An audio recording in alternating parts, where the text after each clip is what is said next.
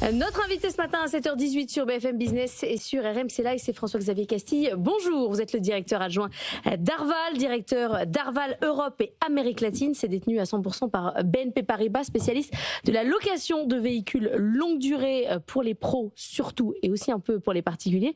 On va y revenir. Vous venez de signer un deal majeur en rachetant la branche leasing de Mercedes-Benz. Vous avez décidé de faire la course en tête avec Société Générale. Ça vous place juste derrière en termes de nombre de véhicules sur leur filiale de leasing. Oui, tout à fait. On devient co-leader, juste un peu derrière Evans, qui est la filiale de la Société Générale. Et effectivement, on va encore passer une étape.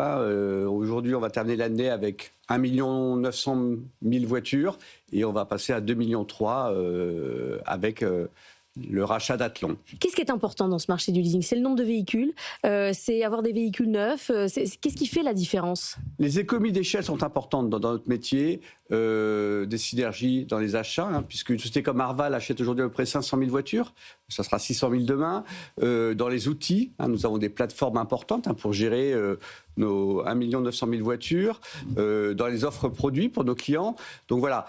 Plus on est gros, plus on a la capacité d'investir, de négocier dans l'innovation, dans le digital, dans l'IA, au service de nos clients, parce que le but, c'est vraiment le service de nos clients. Comme vous avez dit, on a des clients qui vont du particulier à la multinationale avec plusieurs dizaines de milliers de voitures.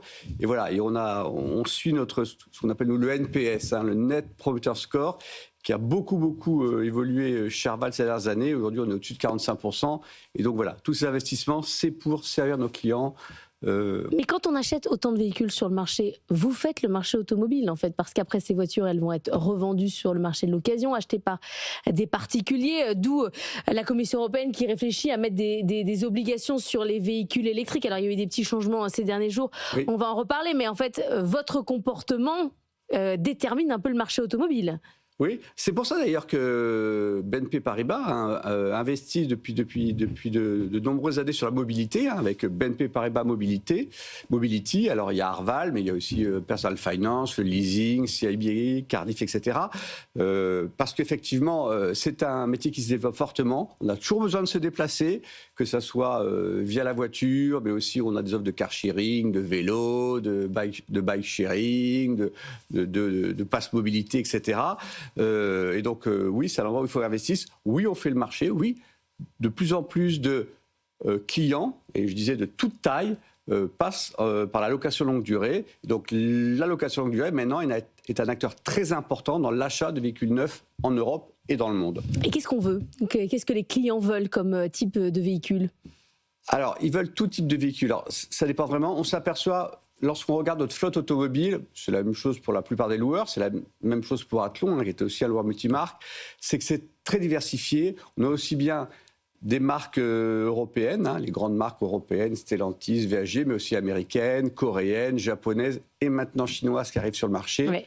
Donc, ils veulent vraiment toutes les gammes, du petit véhicule au véhicule de fonction, plus important. Mais dans un parc comme le vôtre, par exemple, oui. Les véhicules chinois, vous dites qu'à 5 ans, ça va représenter quelle place ? Alors, ça commence déjà depuis quelques années, puisqu'aujourd'hui, c'est un peu moins de 10% dans une entreprise comme Arval.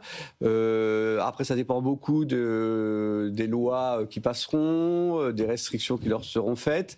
Mais comme ils veulent s'installer en Europe et construire en Europe, finalement, ça risque de prendre de la place. De prendre de la place. C'est sûr. Alors après, je ne peux pas vous prédire, mais ils sont présents et ils travaillent beaucoup avec les loueurs, puisqu'on est partenaire de certaines de ces marques. Donc oui, ils seront présents dans les années à venir. Les évolutions à la Commission européenne de ces derniers jours, donc le fait qu'il n'y aura plus cette obligation 100% électrique sur les véhicules neufs à partir de 2035, on passe à un objectif de 90% de baisse des émissions de CO2. Qu'est-ce que ça change concrètement pour vous ?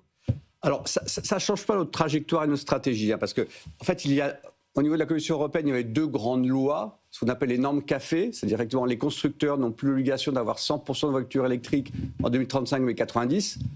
La différence, elle n'est pas énorme.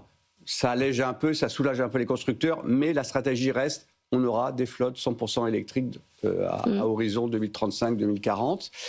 Et il y avait la seconde loi qui concerne plus les entreprises. Les obligations de verdissement de flotte. Le Green Fleet. Et là, ils ont demandé à chaque État, avec ses propres objectifs, d'à partir de 2030, d'obliger, avec des objectifs clairs, les entreprises à faire cette transition énergétique vers la voiture électrique. Il y a des pays comme la France où on a déjà des objectifs. Les entreprises ont déjà des objectifs de verdissement, avec déjà des pénalités si elles n'atteignent pas leurs objectifs. Donc voilà, la stratégie, la direction reste la même. Léger assouplissement pour les constructeurs. Objectif de combien aujourd'hui pour un verdissement de flotte obligatoire pour les entreprises françaises? Aujourd'hui, c'est environ 30% et ça monte année après année. Et ça correspond à l'usage? C'est-à-dire qu'on arrive à caler... Oui, ça correspond à l'usage dans les entreprises. Voilà. Maintenant, désormais, on n'a plus de salariés qui râlent parce qu'on leur donne une électrique. Non. Parce qu'en France, par exemple, alors, l'Europe... malheureusement, fiscalement, n'est pas encore complètement unie. Et en France, l'avantage en nature sur le véhicule électrique est beaucoup plus intéressant. Donc, dans les entreprises, le véhicule électrique connaît un fort développement actuellement.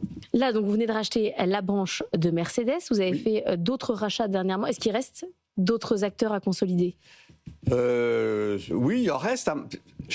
On s'aperçoit que chaque constructeur automobile, chaque banque a sa propre stratégie. Aujourd'hui, il y a 2 gros loueurs et c'est des banquiers, ce qui veut dire que c'est un métier de banquier quand même, le leasing automobile. Oui, mais certains constructeurs aussi ont décidé d'avoir leur propre loueur, ou de l'avoir en partenariat avec une banque. Donc chacun sa stratégie. Mais effectivement, les 2 grosses banques françaises sont très puissantes dans la location longue durée et dans la mobilité. Merci beaucoup François-Xavier Castille d'être venu ce matin dans la matinée de l'économie pour nous parler d'Arval et donc de cette opération majeure avec Mercedes.